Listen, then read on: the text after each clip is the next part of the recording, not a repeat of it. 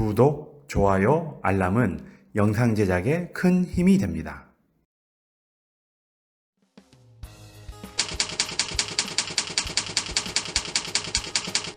안녕하십니까. 시선파트너즈 김 대표입니다. 벤처기업을 통해 얻을 수 있는 혜택을 시리즈로 정의하고 있습니다. 오늘은 그 세 번째로 벤처기업 투자자에게 주어지는 세제 혜택, 그 세제 혜택의 세부사항 및 유의사항을 세부적으로 한번 정의해 보도록 하겠습니다. 저금리 기조가 오랫동안 지속되고 있는 상황에서 코로나19로 인해 기준금리 0%대 시대를 맞이한 요즘 은행 예적금은 물론이고 일반적인 투자 수단에서는 안정적이고 높은 수익을 더 이상 기대할 수 없게 되었습니다. 그렇다고 주식에 투자하자니 심한 변동성에 주저하게 되고 부동산을 매입할 만큼 큰 금액을 투자할 수 있는 것도 아니고 이렇듯 불안정한 경제 환경으로 인해 마땅한 투자처를 찾지 못하고 있는 많은 분들에게 국가가 정책적으로 적극 지원하면서 정말 높은 비율로 세금 감면 혜택을 얻을 수 있는 투자 수단으로 벤처기업 투자 소득공제 혜택에 관한 내용을 안내해 드리고자 합니다.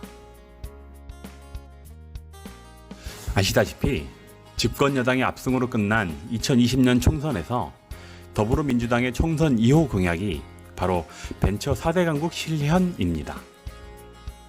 대한민국 경제 문제 해결의 실마리를 벤처기업을 육성하고 지원함으로써 마련하겠다는 것이고 그동안 정부만이 주도하는 정책을 넘어서서 벤처 투자 활성화를 통해 민간 자본시장의 적극적인 참여를 기획하겠다는 것입니다.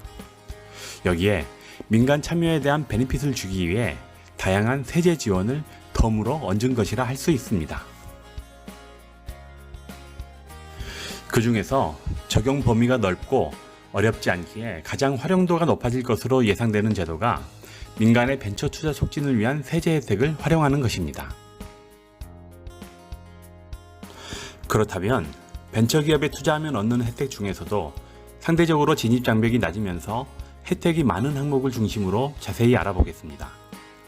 먼저 벤처기업 육성에 관한 특별조치법에 정의된 벤처기업을 직접 찾아서 투자하거나 개인 투자조합에 출자하고 조합에서 벤처기업에 투자하거나 와땡땡 같은 온라인 소액 투자 중개 방법으로 벤처기업에 투자할 경우 투자 금액에 따라 3천만 원까지는 100%, 3천만 원 초과 5천만 원까지는 70%, 5천만 원 초과하는 금액은 30%를 종합소득 금액에서 소득을 공제받아 세금을 감면받을 수 있는 혜택을 얻을 수 있습니다. 물론 무한정 소득공제를 받을 수 있는 것은 아니고 종합소득 금액의 최대 50%까지만 소득공제가 가능하고 아무리 감면을 많이 받더라도 최소한의 세금을 내야 하는 최저한세에 적용을 받게 됩니다.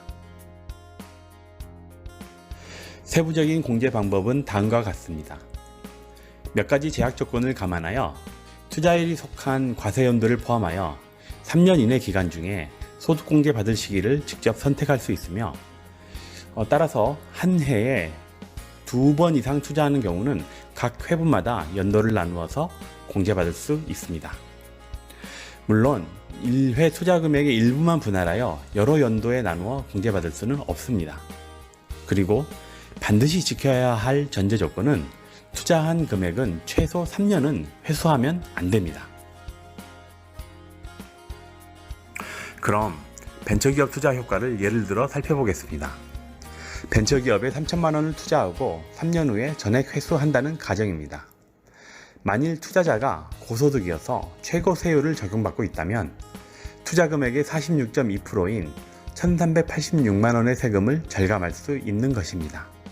따라서 투자자가 적용받는 세율이 바로 수익률이 되는 것이고 이것은 3년 동안의 총 수익률이므로 연평균으로 환산하면 15.4%의 투자 수익을 얻은 것입니다.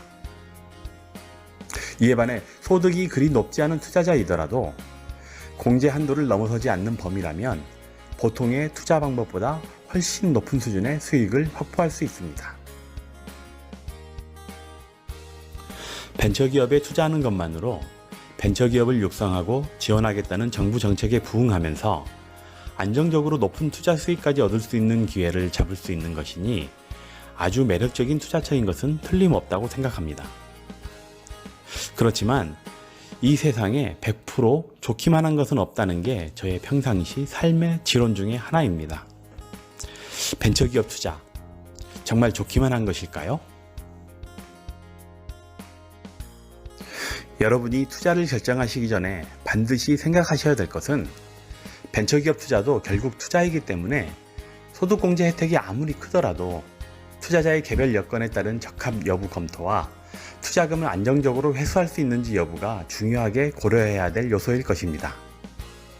물론 반대로 생각하면 투자금 회수 가능성에 대한 안정감을 얻을 수 있다면 투자하지 않을 이유가 없는 것이기도 합니다. 어쨌든 벤처기업 투자 소득공제 혜택 제도는 투자자 입장에서 위험도는 낮고 수익은 높은 투자처가 될 수 있으며 기업 입장에서는 성장의 모멘텀이 될 수 있을 것으로 기대되는 것입니다. 그러므로 신중하면서도 적극적으로 투자를 검토하시길 바랍니다. 지금까지 정부의 적극적인 지원 정책을 활용하면서 안정적이고 높은 수익을 얻을 수 있을 것으로 기대되는 벤처기업 투자 소득공제 혜택에 대해 알아보았습니다. 투자자의 상황에 따라 적합한 벤처기업 투자 방법과 투자 기업 대상 기업을 선정하는 기준에 대해 도움이 필요한 투자자와 벤처기업 투자 소득공제 혜택을 활용해서 투자를 유치하길 원하시는 기업은 화면 아래 내용을 참조하시어 문의하여 주시기 바랍니다.